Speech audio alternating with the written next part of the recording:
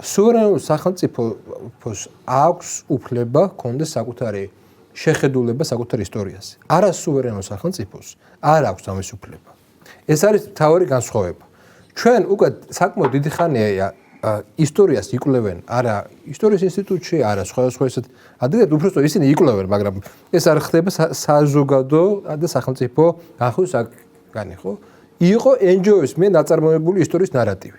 რას ნიშნავს, რომ შენ ისტორიას კი არ აწარმოებ, ვიღაცა გიწარმოებს, ვიღაცა გეუბნება რა უნდა იყოს შენთვის მნიშვნელოვანი და რა არ უნდა იყოს ეს შენთვის მნიშვნელოვანი.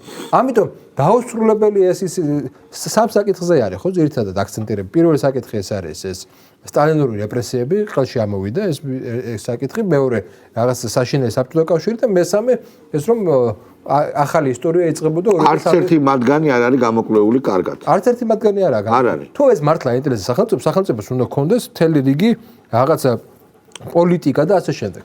გვიწერდნენ მოკლედ. ანუ თავი რა არის? ვინც აკონტროლებს, ეგ ჯერ ორუელმა თქვა, ხო, ვინც აკონტროლებს წარსულს, ის აკონტროლებს აწყოსს.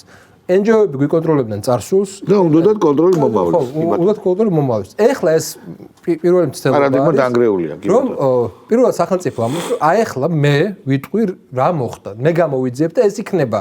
არა ის რომ სამი კაცი 4 კაცი შეიკრიბება და რაღაცა დასკვას დადებს. არა, ღია საჯარო პროცესი. ესეთი კომისიები გვახსოვს და არა, ღია საჯარო პროცესია. ეს არის ღია საჯარო პროცესი, სადაც ჩვენ ხედავთ და ახლა გავიგეთ, ხო? სულ ახლა ხანს იყო ადამიანმა აღიარა, რომ არ შეატყობინა ადგილობრივ მოსახლეობა, ხო? ვერ შევძელიო.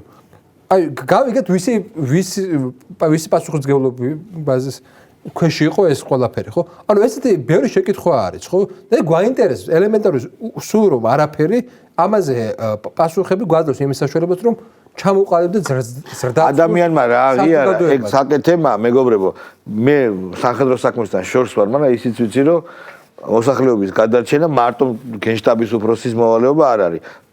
ქვეყანას ყავდა სამოქალაქო პოლიტიკური პირები, პრეზიდენტის პირველი პასუხისმგებლობა არის, რომ რაც მოუვა თავში, როცა პრობლემაა, გაარიდოს ხალხი და ეს რაღაცნაირად ცდილობაც იყო, რომ ის ვირიშვილი, რომელიც იგზის 64-ში ახლა სადაც უნდა იძეს იმასთან შედარებით დაეცა. ხშირად საყვედურობდნენ მათ შორის არა ნაცი, არამედ რიგითი მოქალაქეები, რომ აი რატომ არ ისჯება ნაცები, რატომ კოჰაბიტაცია და ეს ფრაზი ბუნებრივია იმ სისხლიანი 9 წლის შემდეგ, მაგრამ საერთოდ აი ეს ხდება აი პოლიტიკაში უნდა გაკეთდეს, როდესაც ამისი შესაძლებლობა მოგეცემა, ხო?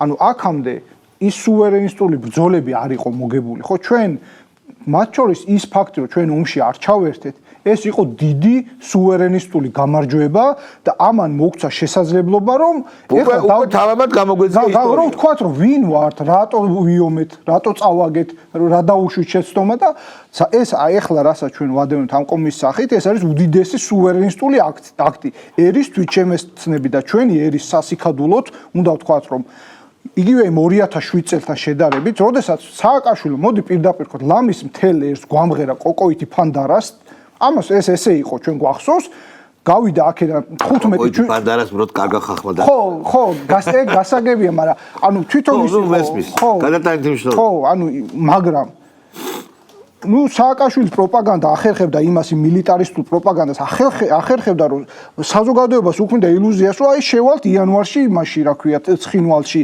და ეს ხდებოდა ანუ ეხლა ვიღაცა რომ ამბობდეს რაღაც სუფრაზე შეიძლება გასაგები მაგრამ თავდაცვის მინისტრი ამბობს და მოსახლეობას რა განსაუქნება რომ არა ალბათ იცის ამ დალაგებულია მაგრამ სინამდვილეში დალაგებული კი არ არის ან უბრალოდ ტიპი რომელიც არ არის პასუხისმგებელი არაფერზე ან უბრალოდ არის რა ვიცი თვითმარქვიან რაღაცა და აი ერთი მნიშვნელოვანი რაღაცა რა კიდე ჩვენ ხშირად ვამბობთ რომ აი მართლა რო დაივიწყო ეს როგორ შეიძლება ეს სისხლიანი 9 წელი ომის დაკარგვა ეს წამებები რეკეტი და ასე შემდეგ აი მარტო ეს ოპოზიციაში ყოფნის პერიოდი რო აიღო ესეც ეყოფა და მაგით ხო მაგის გამიდა რომ ეს ბატონო დინარაძე რაც თქვა რომ ესე იზრდება ეს პერიოდი არის სწორი იმიტომ აქ ხა ჩვენ ხა მარტო მე რაც აქ მუშაობ აი მეც შემიძლია ხო აი რეებია ხა გაკეთებული ამ 5 წელიწადში რას გვეუბნება იცი რომ ეს ნაცისტური ძალა ნაცისტური იყო არა მხოლოდ როცა ხელისუფლებაში არამედ იგივე ნირი არაფერი არაფერი არ შეცვლია. შეცვლა. გააგრძელა ოპოზიციაში, სწორედ ამიტომ გინდ ხელისუფლებაში იყოს და გინდ ოპოზიციაში ერთ და იგივე